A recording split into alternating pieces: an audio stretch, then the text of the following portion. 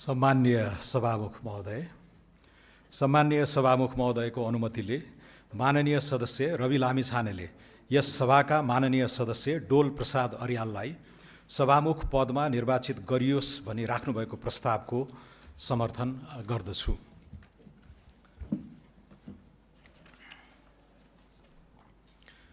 यस अभूतपूर्व जनादेश प्राप्त सार्वभौम संसदको गरिमामय सभामुख पदमा हाम्रो पार्टीका संस्थापक नेता,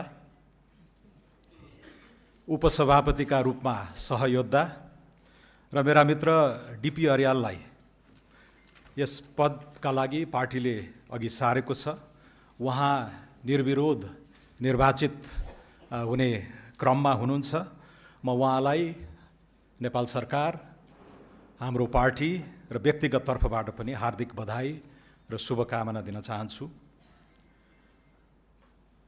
यस अघिको संसदमा उहाँले विधायकका रूपमा विशिष्ट भूमिका निभाइसक्नु भएको छ र नेपाल सरकारको मन्त्रीको पनि अनुभव लिइसक्नु भएको हुनाले कार्यपालिका र व्यवस्थापिका बीचको जुन भूमिका हुन्छ, हाम्रो संविधानले जस्तो भूमिका अपेक्षा गरेको छ त्यसमा उहाँ अनुभवी हुनुहुन्छ र उहाँले अब आगामी यस गरिमामय पद, यस ऐतिहासिक संसदको अभिभावकको रूपमा बडो जिम्मेवारीपूर्वक भूमिका निभाउनु हुनेछ भन्नेमा हामी विश्वस्त छौँ।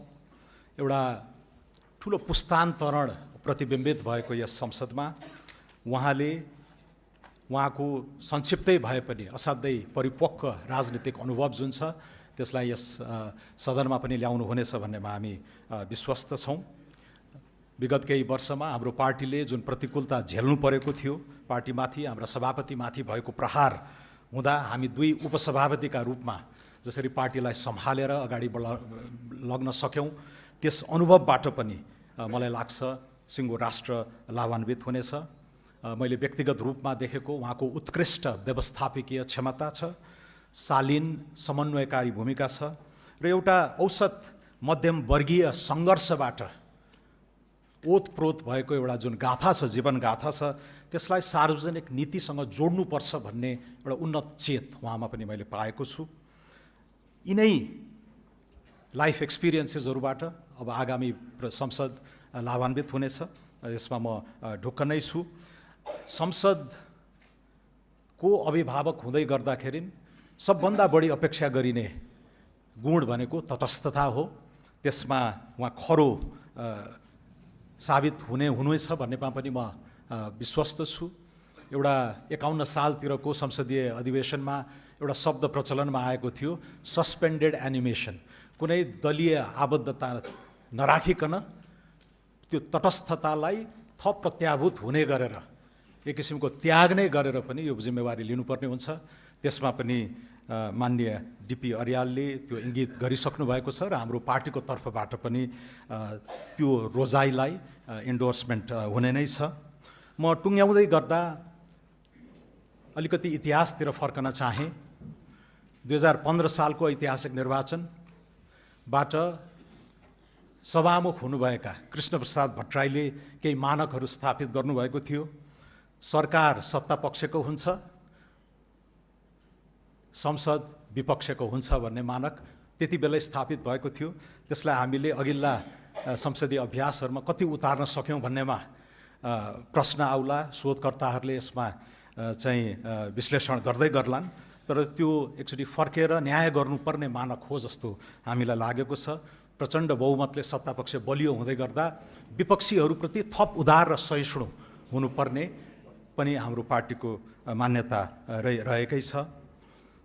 बहुदलीय व्यवस्था पुनर्स्थापित भएपछि 48 सालका पहिला सभामुख दमननाथ ढुङ्गानाले पनि आधुनिक युगका लागि संसदीय अनुभव बिर्सिसकेको नेपाली पुस्तालाई पनि ती उच्च मानकहरू के हुन सक्छन् भनेर पुनर्स्थापित गराउनु भएको स्मरण म यहाँ गर्न चाहन्छु। उहाँले पनि बडो डिग्निटीका साथ त्यो पदलाई न्याय गर्नुभएको अहिले इतिहासकारहरूले पनि मूल्याङ्कन गर्ने गरेका छन्।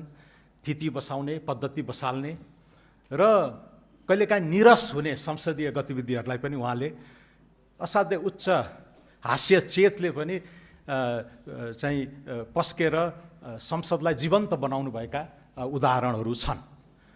त्यति बेला असाध्यै विरोध गरिराख्नुहुने एकजना सांसद हुनुहुन्थ्यो, विरोध खतिवडा, सधैँ विरोध गर्ने र सभामुखको पदबाट दमननाथ ढुङ्गाले भन्नुहुन्थ्यो, हजुरको काम विरोध गर्ने, मेरो नामै दमन, मेरो काम चाहिँ दमन गर्ने भन्नुहुन्थ्यो।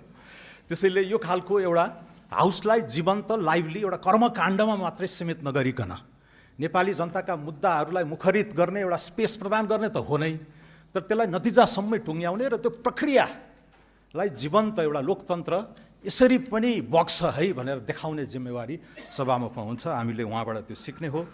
र 65 सालपछि संविधान सभाले अर्को सङ्क्रमणको व्यवस्थापन गर्दै थियो। असाध्यै पेचिला चुनौतीहरू थिए। त्यति बेला सुभाष नेमाङले निभाउनु भएको आफ्नो कानुनी विज्ञता इत्यादिलाई उतारेर जुन व्यवस्थापकीय समन्वयकारी भूमिका उहाँले निभाउनु भयो, त्यसले पनि असाध्यै जटिल सङ्क्रमणलाई पार लगाउनको लागि तत्कालीन व्यवस्थापिकाले भूमिका खेलेको थियो। त्यसैले कृष्णप्रसाद भट्टराई, दमननाथ ढुङ्गाना, सुभाष नेउवाङ जस्ता आफूभन्दा अगाडि आएका अग्रजहरूका राम्रा कुराहरूलाई, तर अहिलेको आधुनिक नेपालको आधुनिक पुस्ता, नयाँ पुस्ताका अपेक्षा आकाङ्क्षाहरूलाई पनि जसरी हाम्रो पार्टीले ग्रहण गरेर जेनजी आन्दोलनको मर्मलाई बोकेर अगाडि बढ्यौँ र आज यो ऐतिहासिक उपस्थिति हामीले चाहिँ यहाँ हासिल गर्न सकेका छौँ। यो सबैको मर्मलाई उहाँ माननीय डिपी अर्यालले बोकेर यसलाई चाहिँ आफ्नै शैलीमा ढालेर एउटा मौलिकता दिनुहुनेछ र यो संसदीय कार्यकाल, यो 5 वर्षको ऐतिहासिक संसदीय कार्यकाल नेपालकै संसदीय इतिहासमा चाहिँ साँच्चीकै अनुपम हुनेछ भन्नेमा म विश्वस्त छु। माननीय डिपी अर्याललाई बधाई तथा शुभकामना दिँदै म बिदा हुन्छु। हस्त।